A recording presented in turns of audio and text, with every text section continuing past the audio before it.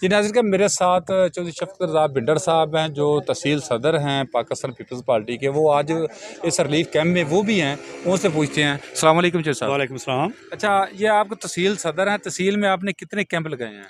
जी, हमने पार्टी के हदायत के मुताबिक और चेयरमैन बिलावल भुट्टो साहब की अपील पर अपनी तहसील में ये काम शुरू किया और इस वक्त 2 कैंप, एक वज़ीराबाद सिटी और ये दूसरा जहां हम बैठे हुए हैं ये अलीपुर चट्टा में बनाया गया है और दोनों में वर्कर शामिल हो रहे हैं और इमदाद इकट्ठी कर रहे हैं जो हम पार्टी को भेजेंगे। अच्छा, तहसील सदर में गखड़ भी आता है, एक बहुत बड़ा वो भी शहर है, कस्बा नुमा शहर है, तो उधर तो आपने कैंप नहीं अभी तक नहीं जी लगाया? नहीं, कैंप लगा हुआ है। वो सिटी की तंजीम जो है ना, गखड़ की सिटी तंजीम, मियाँ राशिद फैल वहाँ के सदर हैं, उन्होंने लगाया हुआ है, वो काम कर रहा है।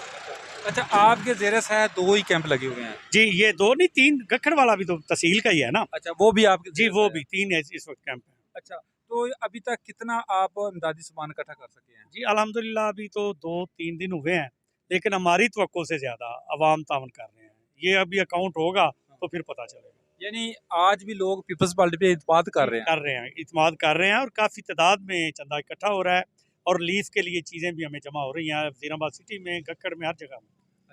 अच्छा, तो आज ये इस मुश्किल की घड़ी में आप उन इस्लाम ज़दगान बहन भाइयों को क्या पैगाम देंगे? सब्र, ये खुदा की तरफ से आया हुआ एक छोटा-सा अज़ाब है, लेकिन हमने अपने हौसले के साथ, सब्र के साथ इसका मुकाबला करना है और इंशाल्लाह सारी कौम उनके पीछे है। सारी कौम उनकी मदद करेगी और वो अपने पैरों पर जल्द खड़े हो जाएंगे इंशाल्लाह, ये उम्मीद। बहुत शुक्रिया।